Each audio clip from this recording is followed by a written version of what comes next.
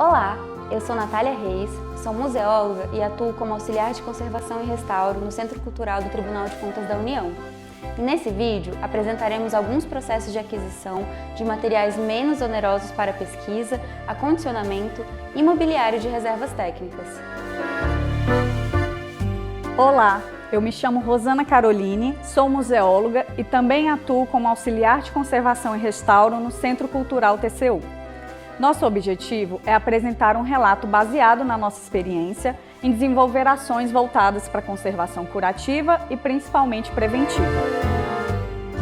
O acervo museológico do Tribunal de Contas da União é composto por cerca de 7.000 bens culturais de tipologia variada, de materiais de origem inorgânica, como maquinários, placas condecorativas, medalhas, mas em sua maioria orgânica.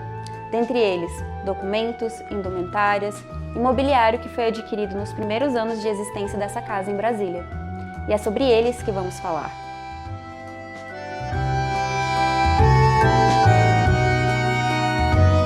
Embora tenhamos um espaço de guarda de acervo dividido de acordo com cada tipologia, não dispunhamos de um mobiliário de acondicionamento adequado para realizar essa salvaguarda.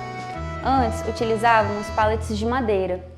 E como se trata também de material orgânico, identificamos proliferação de fungos nos pallets e aparecimento de alguns insetos. Para conter futuros danos, percebemos a necessidade de adequar nossa reserva técnica adquirindo material de guarda que fosse inerte. Só por meio de muita pesquisa foi possível encontrar no mercado um material alternativo e de baixo custo, que atendesse às necessidades identificadas. Mas como justificar essa compra em uma instituição cuja atividade fim não é a cultura? Realmente é necessário realizar uma pesquisa aprofundada sobre o que se deseja adquirir. Para a compra, utilizamos diversos critérios. Levamos em consideração as condições prediais e como as nossas paredes são de drywall, não seria possível adquirir um mobiliário de reserva técnica fixado nas paredes. A compra requerida teve por objetivo aparelhar e estruturar o espaço que acomoda a reserva técnica de madeira e couro, a fim de acondicionar de maneira mais adequada e segura os bens culturais dessa instituição. A troca dos pallets de madeira pelos de plástico foi imprescindível para garantir a conservação do acervo do Tribunal de Contas da União. Os pallets adquiridos são certificados pelas normas da ABNT, de fácil higienização e totalmente imunes a fungos e pragas. Esse trabalho só foi possível com a colaboração do setor administrativo do Instituto onde o Centro Cultural está inserido. É muito importante que haja uma sensibilização por parte das outras equipes que não estão diretamente ligadas às atividades do Centro Cultural. Olá, um prazer estar com vocês. Eu me chamo Danilo, estou aqui em nome do Serviço de Administração do Instituto Cezedelo Correia. Nós damos apoio a várias unidades do Instituto, entre elas o Centro Cultural.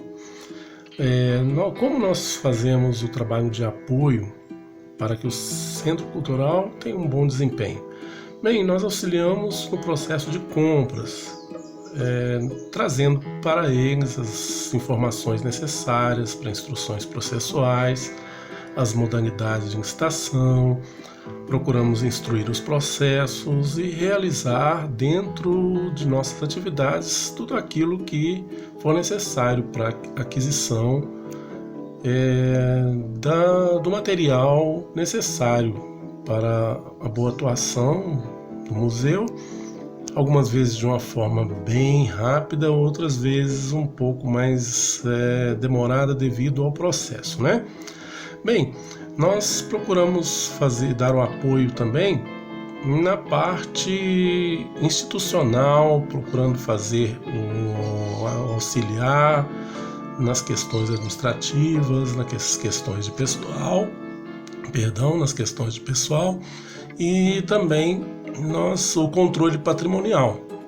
Uma vez que o Serviço Cultural tem mais de 2.000 itens patrimoniais, nós fazemos o controle anual desses bens, o acompanhamento e tudo aquilo que é necessário no controle dos atos administrativos para que o Centro Cultural possa ter uma boa atuação, possa desempenhar bem as suas funções e ter o respaldo, né, da sociedade e alcançar os seus objetivos. As modalidades de licitação dependem dos objetos e valores. Para compras públicas de pequeno valor, podemos usar os procedimentos definidos na Lei 8666, que é a Lei Geral de Licitação, e na Lei 10.520, que institui o pregão. Mas aqui, vamos focar principalmente na dispensa de licitação, que foi a modalidade em que adquirimos os pallets. As compras diretas, cujos valores estão abaixo de 17.600, são realizadas sob o amparo da dispensa de licitação. São aquisições operacionalizadas por meio da obtenção de 3 propostas ou por meio do registro de cotação eletrônica dos sistemas Compras-Net. São muitos os desafios para aquisição na administração pública, como agilidade nas compras, considerando os ritos processuais da administração pública, a especificação dos itens a serem adquiridos, que devem ser muito bem detalhados, os fornecedores de materiais museológicos possuírem documento legal exigido, como certidões. Além de todo o detalhamento e especificação técnica, também fizemos uma justificativa explicando o porquê que o tribunal deveria fazer essa aquisição.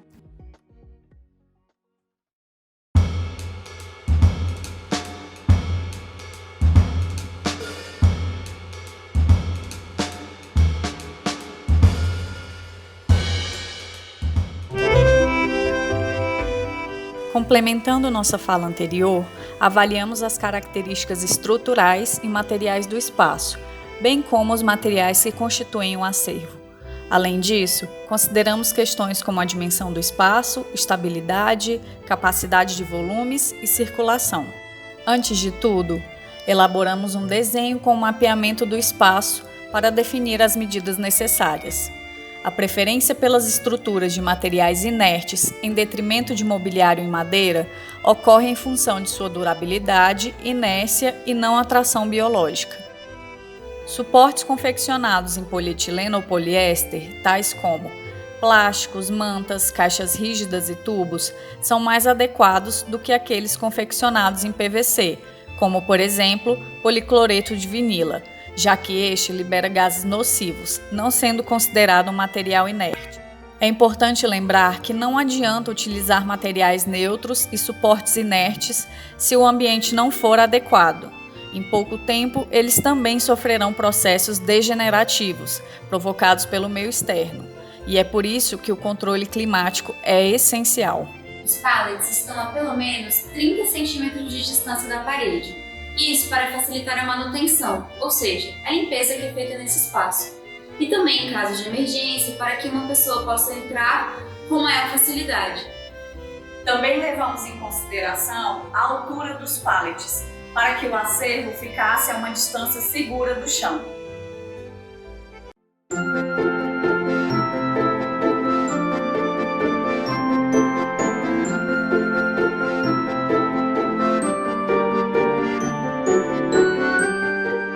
Queremos também apresentar uma análise realizada em uma das peças mais icônicas da coleção do Museu do TCU, a indumentária de ninguém mais, ninguém menos que Rui Barbosa, o criador do tribunal.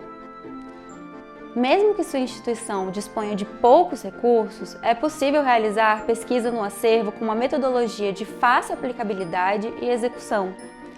Tudo isso de uma maneira simples e criativa. Para testar a legitimidade da roupa, foi fundamental contar com a historiadora do museu para chegarmos juntas a uma possível hipótese. Olá, meu nome é Tupá Guerra, eu sou historiadora do Centro Cultural TCU e coordeno a área de pesquisa. Justamente por trabalhar com história e pesquisa, eu trabalho muito próxima das áreas de museologia, pesquisando e tentando entender melhor o acervo. Infelizmente, nem todas as nossas peças têm uma documentação completa, e esses tempos a gente acabou se deparando com um mistério. A gente tem no nosso acervo uma roupa que teoricamente teria pertencido a Rui Barbosa. Só que a falta de documentação faz a gente desconfiar um pouco da origem da peça. Além disso, o acabamento de costura por dentro da peça não parecia ser um acabamento de costura do século XIX. Sendo assim, a gente decidiu investigar mais a fundo essa peça. Para começar, a gente foi entender melhor quem foi Rui Barbosa e por que ele é importante para o Tribunal de Contas da União.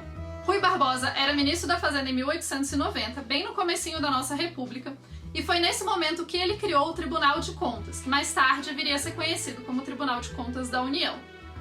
Sendo assim, uma roupa que tenha pertencido a Rui Barbosa é uma roupa de muita estima e muito importante para a casa. É uma roupa muito importante para o Tribunal de Contas da União.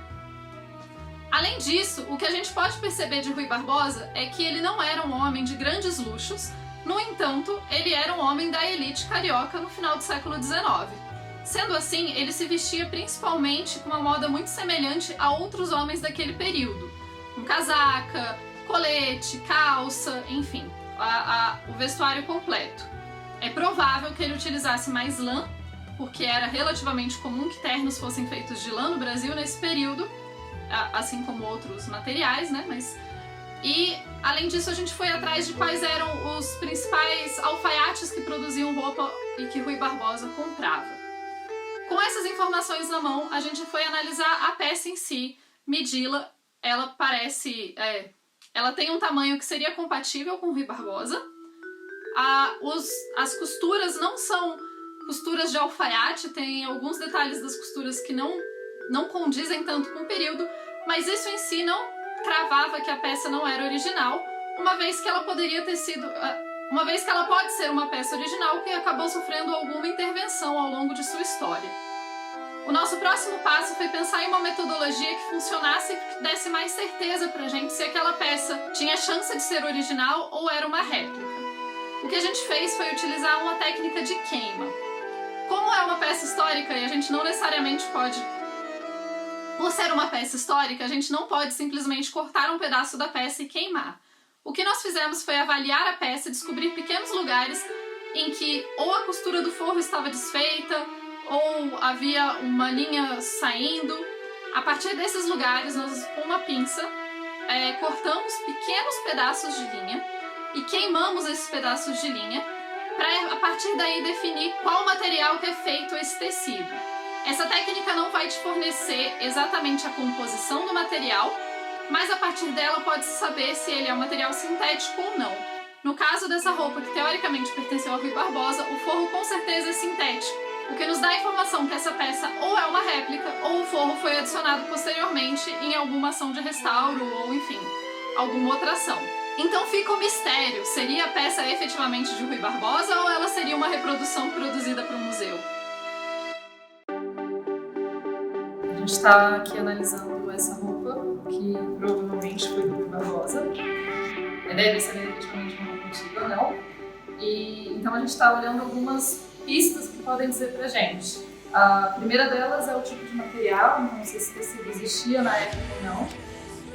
A roupa não tem uma datação, então além disso a gente vai olhar o modelo da roupa e ver se a partir do modelo a gente consegue achar o período. E agora eu estava analisando um pouquinho o tipo de costura, porque assim, século XIX a gente já tem costura à máquina, então pontos à máquina fazem sentido para o período, mas os detalhes da costura aqui por dentro estão muito tão mal acabados, para ser sincero. E um homem como Rui Barbosa pagava muito caro pelas roupas dele, então é estranho que a roupa tenha costuras mal acabadas. Pode ser que isso seja devido a uma restauração feita posteriormente. Então eu recolhi algumas amostras bem pequenininhas de fio da costura para a gente fazer alguns testes e ver o material dos fios também, porque isso também varia. Basicamente, se tem sintético, não é do começo do século.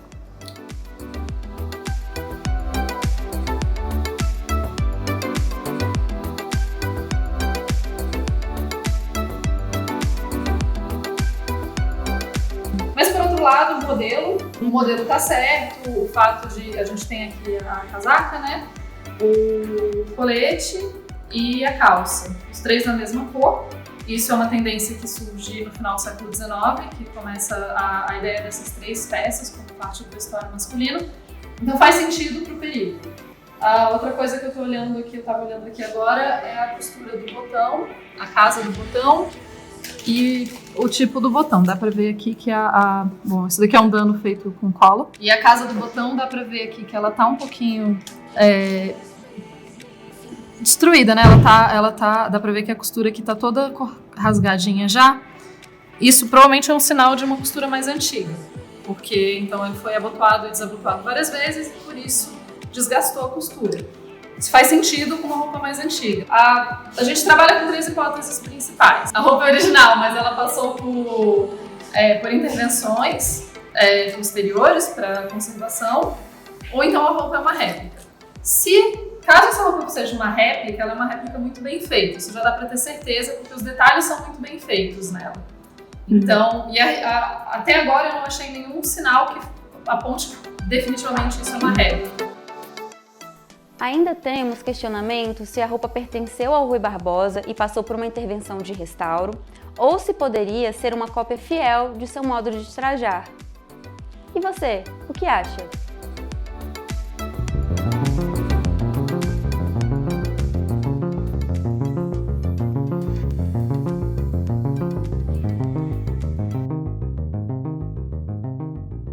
Sabemos das dificuldades que os museus enfrentam nos dias atuais, mas acreditamos que profissionais engajados podem sim buscar meios de preservar as coleções que são patrimônio cultural público, possibilitar pesquisas e novas narrativas sobre a nossa história.